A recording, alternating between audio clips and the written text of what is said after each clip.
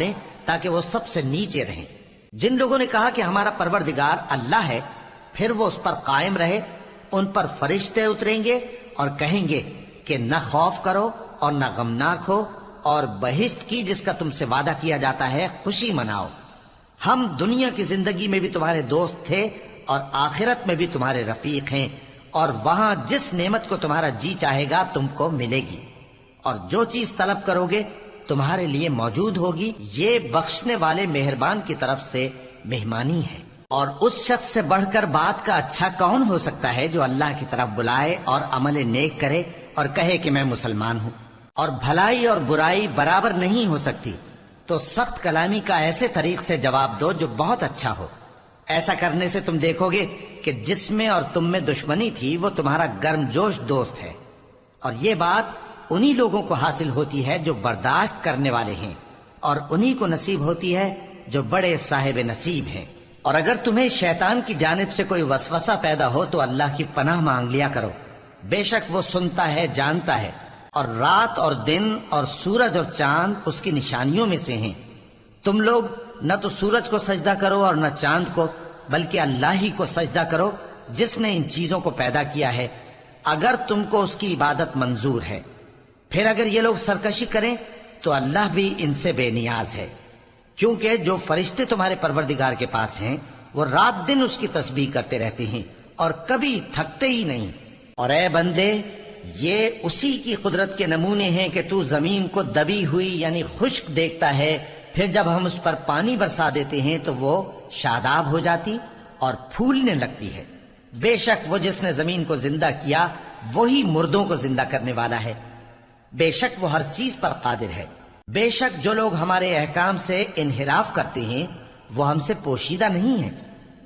بھلا جو شخص دوزخ میں ڈالا جائے وہ بہتر ہے یا وہ جو قیامت کے دن بے خوف ہو کر آئے؟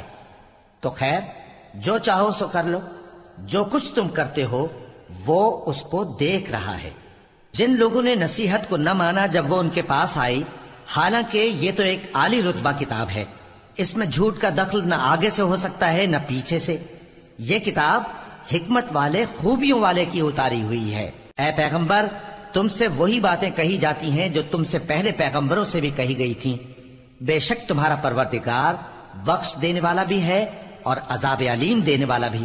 اور اگر ہم اس قرآن کو غیر عربی زبان میں نازل کرتے تو یہ لوگ کہتے کہ اس کی آیتیں ہماری زبان میں کیوں کھول کر بیان نہیں کی گئیں؟ کیا خوب کہ قرآن تو عجمی اور مخاطب عربی۔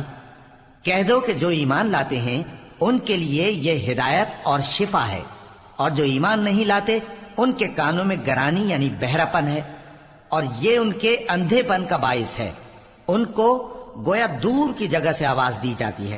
اور ہم نے موسیٰ کو کتاب دی، پھر اس میں اختلاف کیا گیا، اور اگر تمہارے پروردگار کی طرف سے ایک بات پہلے نہ ٹھہر چکی ہوتی تو ان میں فیصلہ کر دیا جاتا۔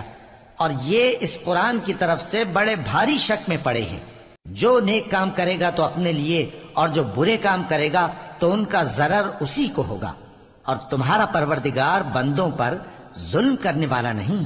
قیامت کے علم کا حوالہ اسی کی طرف دیا جاتا ہے، یعنی قیامت کا علم اسی کو ہے۔ اور نہ تو پھل غلافوں سے نکلتے ہیں اور نہ کوئی مادہ حاملہ ہوتی ہے اور نہ جنتی ہے مگر اس کے علم سے۔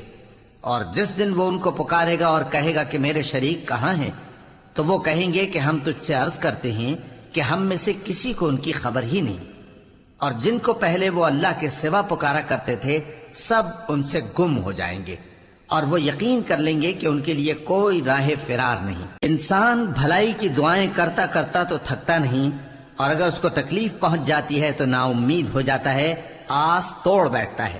اور اگر تکلیف پہنچنے کے بعد ہم اس کو اپنی رحمت کا مزہ چکھاتے ہیں تو کہتا ہے کہ یہ تو میرا حق تھا، اور میں نہیں خیال کرتا کہ قیامت برپا ہو۔ اور اگر قیامت سچ مچ ہو بھی اور میں اپنے پروردگار کی طرف لوٹایا بھی جاؤں تو میرے لیے اس کے ہاں بھی خوشحالی ہوگی۔ پس کافر جو کچھ کیا کرتے ہیں وہ ہم ضرور ان کو جتائیں گے اور ان کو سخت عذاب کا مزہ چکھائیں گے۔ اور جب ہم انسان کو نعمتوں سے نوازتے ہیں تو وہ منہ موڑ لیتا ہے اور پہلو پھیر کر چل دیتا ہے، اور جب اس کو تکلیف پہنچتی ہے تو لمبی چوڑی دعائیں کرنے لگتا ہے۔ کہو کہ بھلا دیکھو تو، اگر یہ قرآن اللہ کی طرف سے ہو پھر بھی تم اس سے انکار کرو تو اس سے بڑھ کر کون گمراہ ہے جو حق کی مخالفت میں دور نکل گیا ہو۔ ہم ان قریب ان کو اطراف عالم میں بھی اور خود ان کی ذات میں بھی اپنی نشانیاں دکھائیں گے، یہاں تک کہ ان پر ظاہر ہو جائے گا کہ قرآن حق ہے۔ کیا تم کو یہ کافی نہیں کہ تمہارا پروردگار ہر چیز سے خبردار ہے؟ دیکھو یہ اپنے پروردگار کے روبرو حاضر ہونے سے شک میں ہیں، سن رکھو کہ وہ ہر چیز کا احاطہ کیے ہوئے ہے۔